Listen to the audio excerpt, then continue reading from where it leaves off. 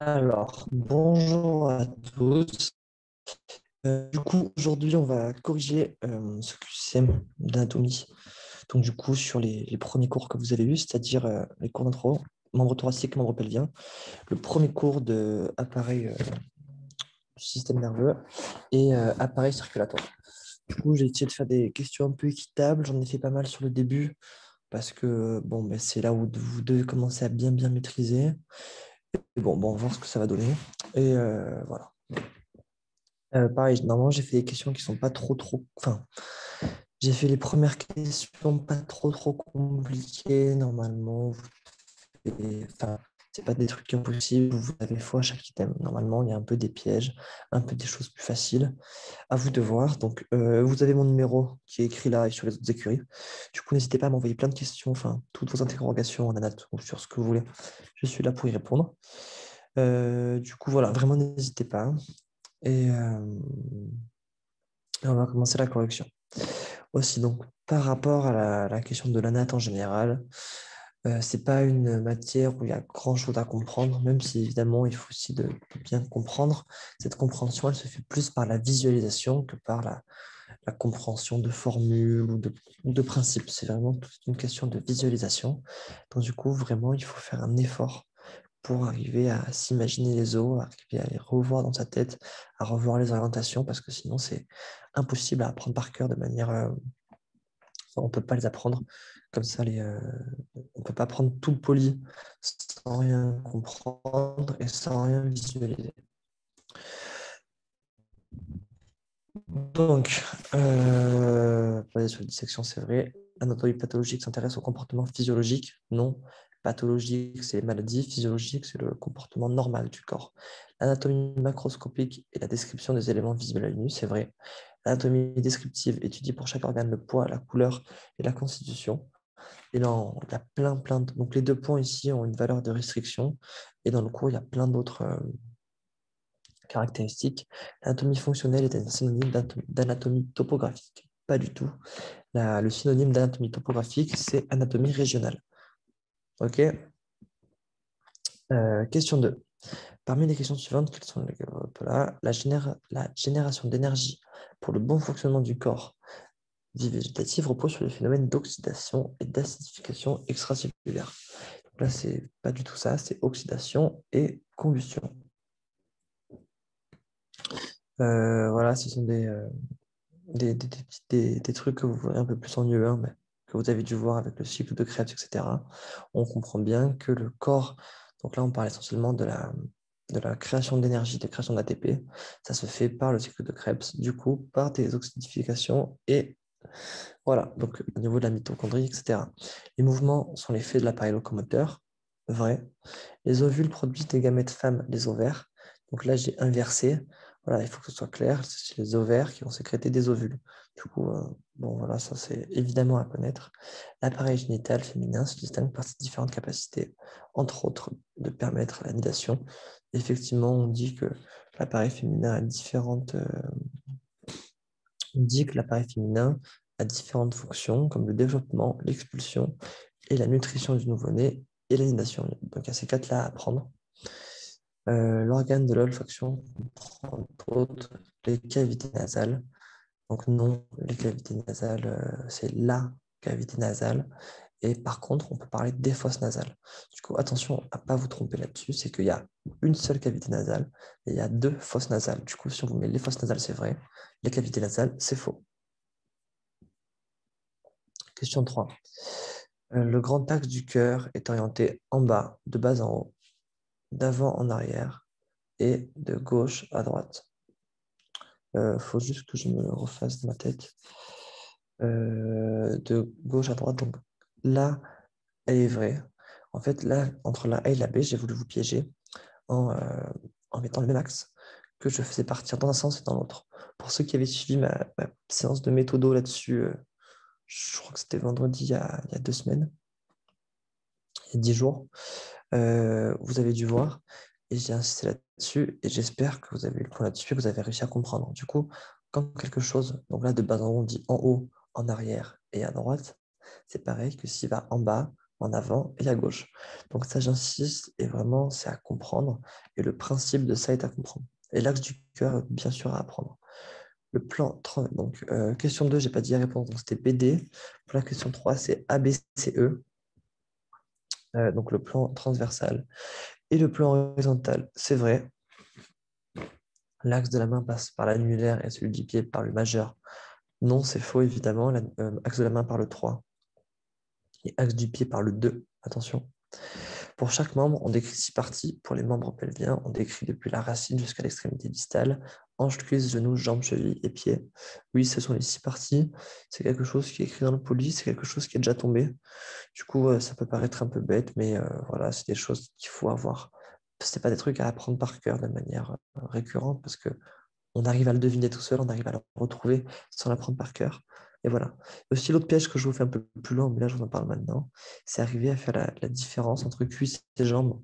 Par exemple, l'os de la cuisse, c'est le fémur, mais l'os de la jambe, ce n'est pas le fémur. Si je vous mets, comme je vous l'ai mis plus tard, l'os de la jambe et le fémur, c'est faux.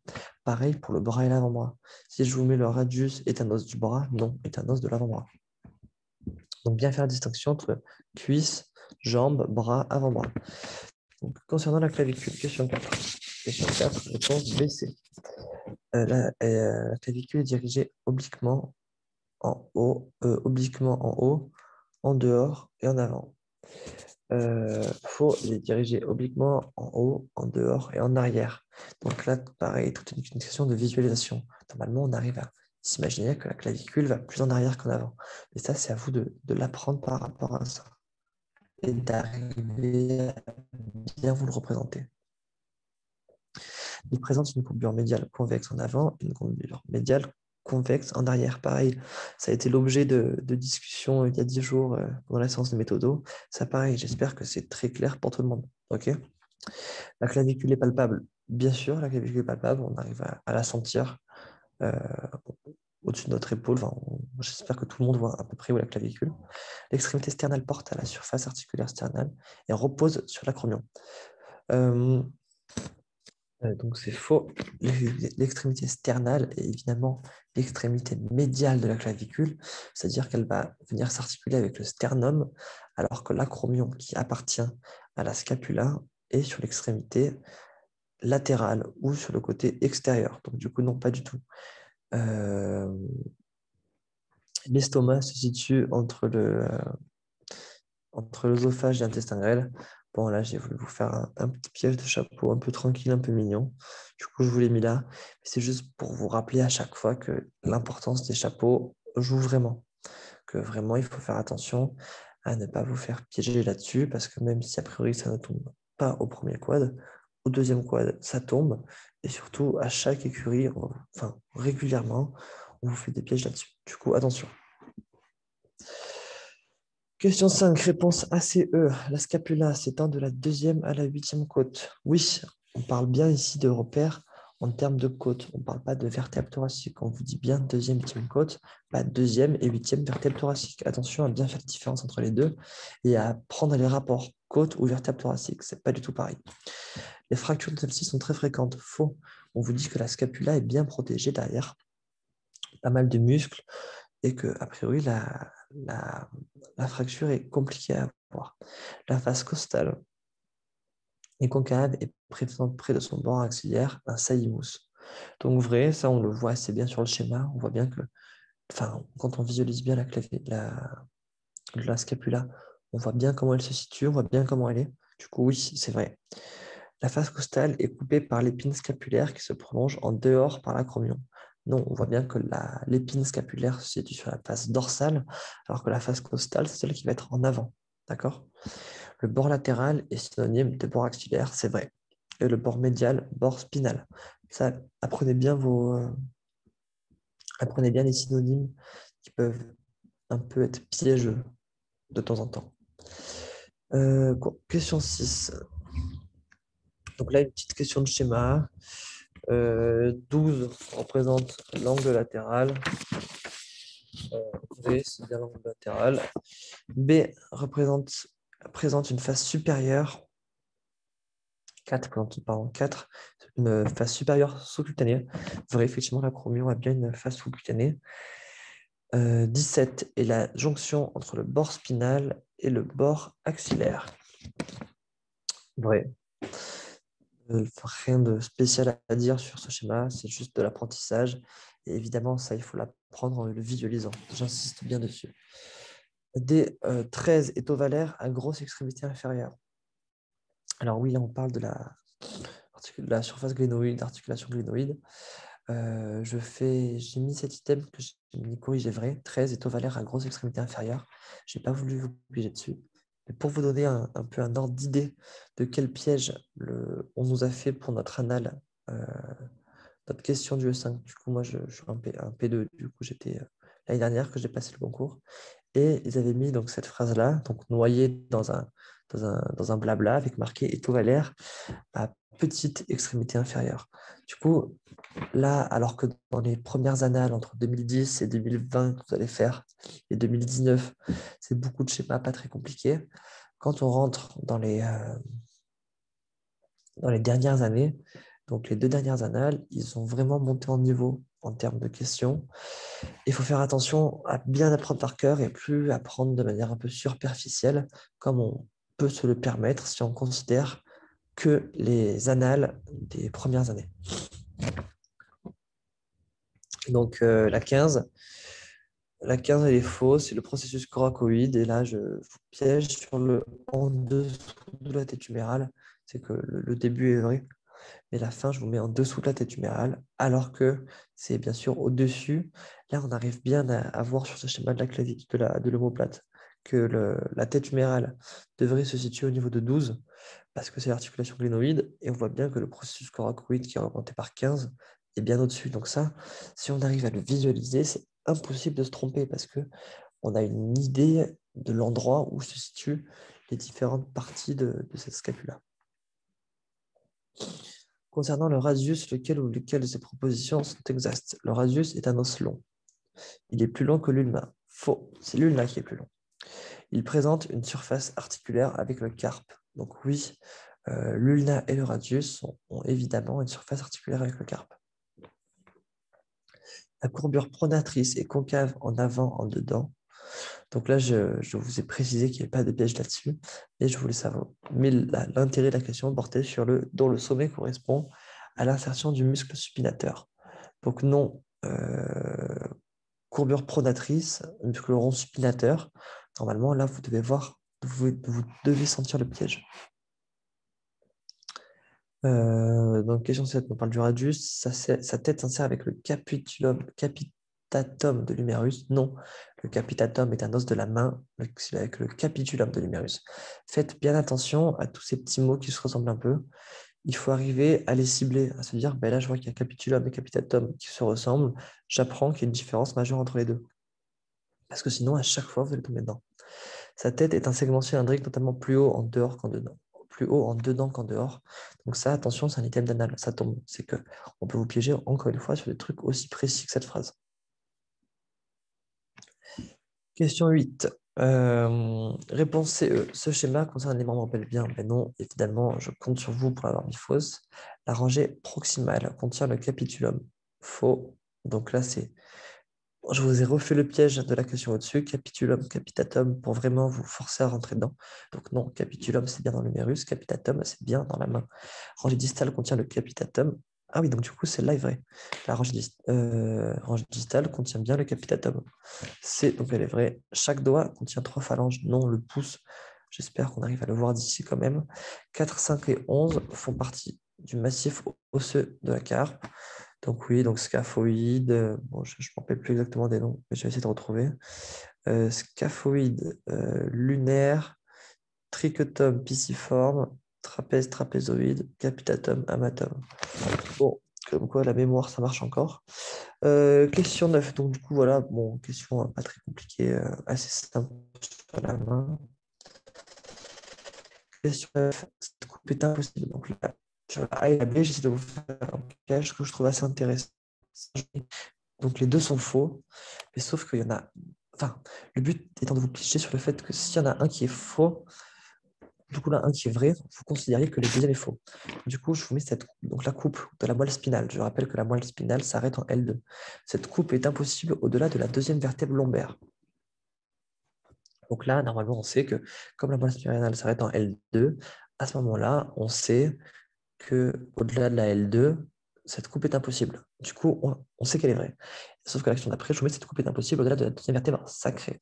Donc là, j'essaie de vous piéger pour que vous disiez, ben, effectivement, comme elle est impossible au-delà de la L2, alors en mettant au-delà de la S2, on va considérer que cette phrase est fausse parce que la L2 est vraie. Alors qu'en fait, non. Cette, là, les deux phrases sont évidemment fausses. C'est qu'au-delà de la S2, c'est faux aussi. C'est qu'au-delà de la deuxième vertèbre sacrée, on ne peut pas faire cette coupe-là. Mais ni au-delà de la L2. Donc j'espère que ce type de question est un peu clair dans le sens où quand une phrase est vraie, la phrase est vraie. Et quand elle est fausse, la phrase est fausse. Et il ne faut pas se dire, ben, vu que la A est vraie, alors la B est fausse. C'est quand c'est vrai, c'est vrai, quand c'est faux, c'est faux. Et on s'arrête là. 13 donc, est une partie de la corne dorsale. C'est vrai qui appartient à la substance blanche. Ça, c'est faux. Substance grise. 15 corne latérale n'apparaît qu'au niveau des renflements lombaires et cervicales. Donc là, j'ai essayé de vous faire un petit piège un peu, on va dire, contre-intuitif. C'est-à-dire qu'on peut penser que la corne latérale va se situer au niveau donc, des renflements, qui sont les endroits où la moelle s'épaissit. Et on peut se dire que bon, là, comme ça s'épaissit, à ce moment-là, tu as la corne latérale qui apparaît. Mais sauf que c'est tout le contraire, c'est on nous dit que les renflements apparaissent justement, que la corne latérale apparaît justement là où il n'y a pas de renflement. Du coup, c'est un peu contre-intuitif, mais voilà, il faut le noter. La substance blanche est composée de 6 cordons distincts. Oui, là, je vous fais un piège sur distincts différents, le vocabulaire un peu flou est utilisé à bon escient parce que je sais qu'on peut se faire piéger facilement, mais c'est intérêt de bien noter la différence. Et il y a bien 6 cordons distincts. Question 10. Tac, tac, tac. Question 10. La question d'avant, les bonnes réponses sont évidemment A, B, E. Question 10. Donc là, hop là, pardon. Schéma du tronc cérébral. Donc, tronc cérébral appartient à l'encéphale, oui. Voilà, j'espère que ça va pour tout le monde. 3 se situe au niveau du pont, non. Les corps mammillaires se situent du coup au niveau. On voit bien que ce n'est pas le pont. C'est le mésencéphale, qui est aussi appelé isthme de l'encéphale. Le 27 a un rôle majeur dans la vision. Donc là, même si ce n'est pas dit explicitement dans le cours, j'espère que si vous connaissez votre schéma et vous savez que c'est le chiasma optique et que s'il y a optique dans le mot, ça peut difficilement ne pas être un rôle majeur dans la vision. 3 est appelé olive bulbaire. Non, c'est toujours l'écran mammillaire. Olive bulbaire, on la voit avec le 10, d'accord, sur le bulbe. Et 2 correspond au nerf 12. Donc non, pareil, là, je vous fais des pièges assez gros, parce que même si vous ne connaissez pas votre schéma, ou juste à peu près, vous devez savoir que le nerf 12, il est tout en bas, alors que là, on parle de la tige pituitaire. On vous parle du début de l'hypophyse. Et donc aussi, un autre truc pour que ce soit un peu clair pour vous, il faut imaginer que ce schéma, tel quel, n'existe pas. Normalement, il faudrait courber le mésencéphale pour avoir quelque chose d'un peu réaliste. Donc, regardez des vidéos de visualisation, ou peut-être que je vous en trouverai ou deux, que je vais essayer de vous envoyer, pardon. Mais voilà, je pense que c'est pas mal de regarder des trucs accessoires pour bien visualiser parce que c'est très compliqué l'anatomie du système nerveux central. Et surtout, si vous passez en P2, vous allez en manger. Du coup, de toute façon, vous allez le faire un jour. Et là, autant prendre un peu de temps pour le visualiser parce que ça va vous faire gagner un temps fou et une sérénité qui n'a pas de prix. Question 11. L'os coxal est l'unique os du bassin. C'est un os impair et asymétrique. Court impair asymétrique. Donc là, je vous fais à peu près 5 pièges. C'est que le bassin est composé des 2 os coxaux. Donc ça bien comprendre qu'il y a 2 os coxaux qui vont se souder au niveau du pubis. Donc ça, j'espère que c'est clair pour tout le monde. Donc le bassin, il est composé de ça. Et en plus, il est composé du coccyx. D'accord? Et donc c'est un os qui est plat, qui est pair et qui est effectivement asymétrique. Donc là, je n'ai pas fait de piège là-dessus, pas sur la symétrique, mais bon, pair parce qu'il y en a deux, et plat parce que ce n'est pas notre cours. Ces échancrures se trouvent majoritairement sur le bord postérieur de l'os coxal. Donc oui, là, je vous fais un petit piège pour voir si vous avez bien appris votre schéma. Oui, il y a 3 échancrures sur la partie postérieure et 2 seulement sur la partie antérieure de l'os coxal, sur le bord antérieur. Donc je sais que bon, c'est pas du tout une question type anal, ça, mais c'est plus pour checker si vous connaissez bien vos schémas ou pas. Le petit tubercule du fémur est triangulaire, dirigé en arrière et en dedans. Là, piège, je vous piège sur tubercule trochanté. Donc les tubercules, on en parle au niveau de l'humérus, le tubercule majeur, le tubercule mineur, la gouttière bicipitale ou le sillon intertuberculaire, alors que les trochantés, c'est le grand trochanté, le petit trochanté, dont on parle au niveau du fémur, d'accord? Donc attention à ça. Et par contre, il est bien dirigé en arrière, en dedans. La tête représente un tiers d'une sphère de 30 mm. Donc là, je vous fais un piège. Non, cette description, c'est la description pour la tête de l'humérus. Et ça tombe, ils aiment bien inverser ça le jour du concours, où ils vous mettent soit 30 mm au lieu de 25, soit un tiers au lieu de 2 tiers. Mais là, c'est pour le fémur, c'est 2 tiers d'une sphère de 25 mm, alors que pour l'humérus, c'est un tiers d'une sphère de 30 mm. Donc, notez bien cette différence parce que ça tombe. La tête représente, donc là, je vous piège sur le centimètre. En plus, du coup, c'est 25 mm et pas 2 cm. Donc, double piège, on va dire. Concernant les membres pelviens, laquelle ou lesquelles de ces propositions sont exactes? Le fémur et l'os de la jambe. Je vous en ai parlé tout à l'heure, non. Le fémur et l'os de la cuisse. Bien faire la différence. Les condyles du fémur sont réunis en avant par la trochlée. Oui, même s'il existe aussi une trochlée au niveau de l'humérus qui va se lier donc, avec le processus holocrate de l'ulna, non. Il y a aussi une trochlée au niveau du fémur. En fait, pour que vous compreniez, il y a une trochlée au niveau de chaque articulation trochoïde. Du coup, les trois articulations trochoïdes qu'on peut nommer, il y a l'articulation entre le bras et l'avant-bras, entre la cuisse et la jambe, et entre la cheville et le pied. D'accord? Donc, les condyles du fémur sont séparés en avant par la fosse intersanguine. Donc, la fosse intersanguine. Désolé pour les fautes d'orthographe, je les vois à peine. Du coup, par la fosse intercondylaire, non. Du coup, c'est en arrière par la fosse intercondylaire et pas en avant. La face postérieure de la rotule est sous-cutanée.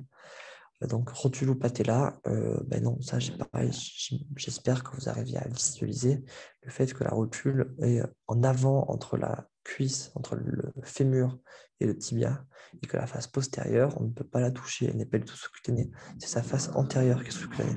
D'accord?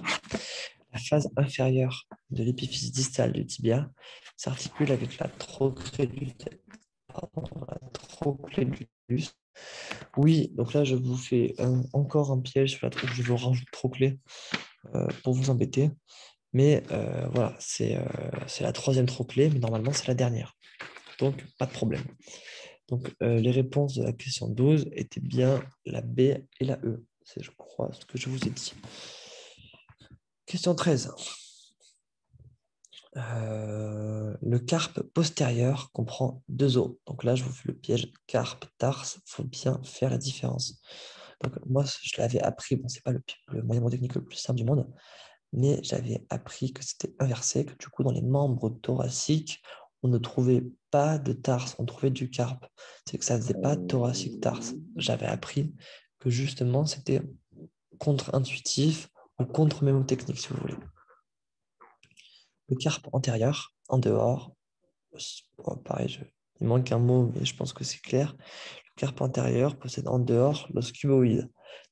Le tarse antérieur, si j'avais écrit le tarse antérieur, ça aurait été vrai, mais en l'occurrence, le carpe antérieur, c'est faux. Nos os naviculaires se font face dans la position anatomique.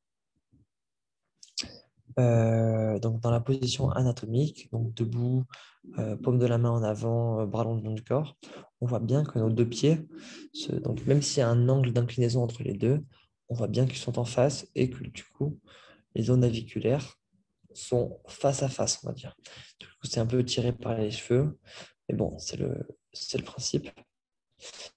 Pour les doigts de pied, on compte uniquement deux phalanges pour tous les doigts, sauf trois.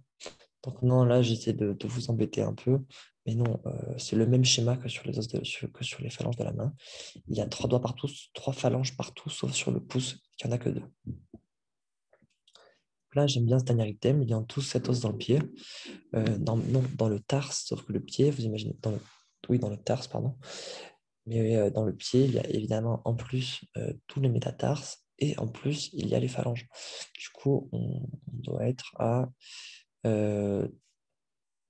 12 plus 5 plus 2, 19. 19 plus 7, 26 os dans le pied. Du coup, 7 os, c'est un peu loin du vent. Question 14. L'appareil circulatoire. Le cœur est un muscle strié et creux.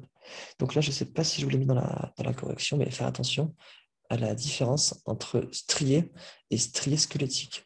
C'est que le muscle strié va ne pas avoir besoin de la conscience pour agir.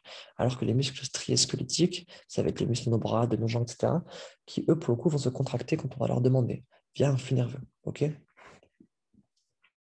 les deux tiers de sa masse se situent à gauche, deux tiers de sa masse à gauche du plan sagittal médian. Oui, le cœur, donc on voit bien, on sait bien qu'il est à gauche dans notre sternum, hein. J'espère que ça, tout le monde le voit.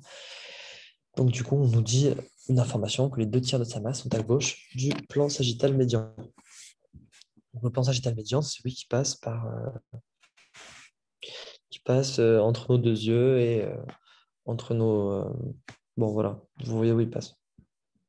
10 cc correspond à 10 centilitres.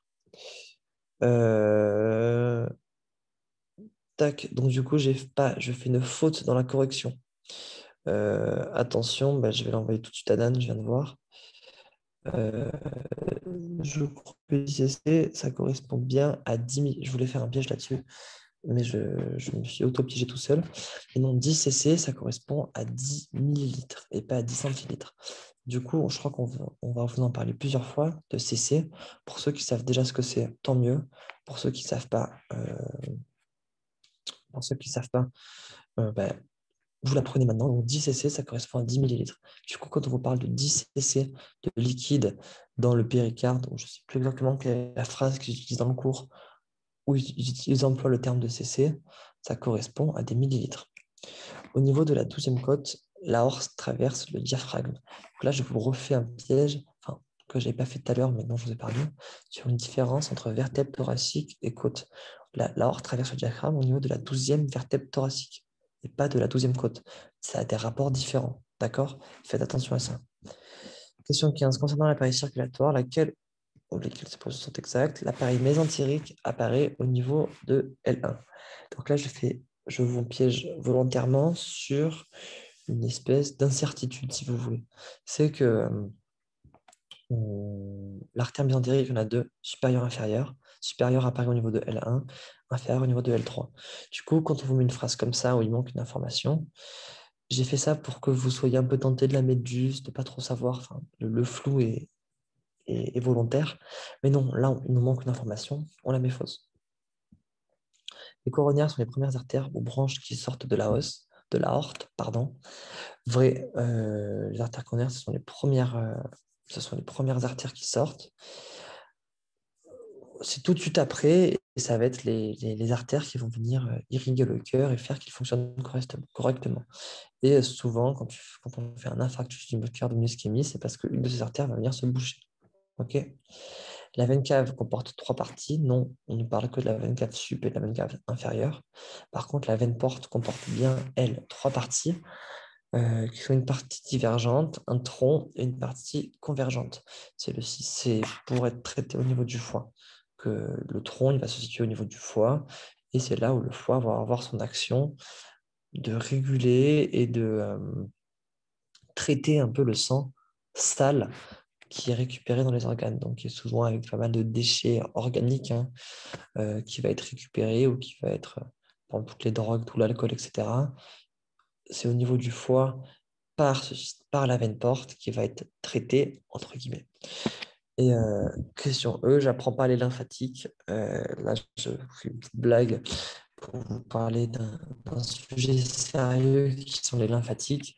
C'est pour vous dire que moi, donc, euh, pour être honnête, hein, même si c'est un peu anti-moral de vous dire ça et contre le discours qu'on vous prononce régulièrement, moi, j'avais pas pris les lymphatiques du tout. Je l'avais lu deux, trois fois pour pouvoir répondre aux très, très grosses questions si elles tombaient, mais je connaissais pas du tout, du tout.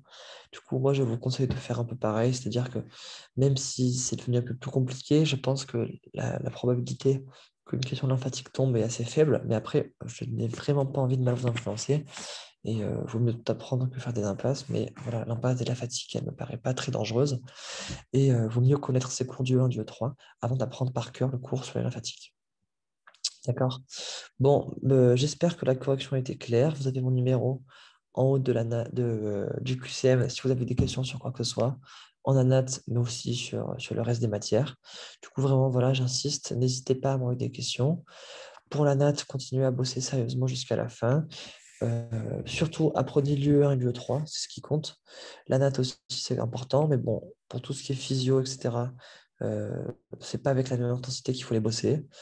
Bon courage pour la suite et nous, on va se voir bientôt, normalement, vendredi pour une annale dirigée. Voilà, voilà. Bon courage.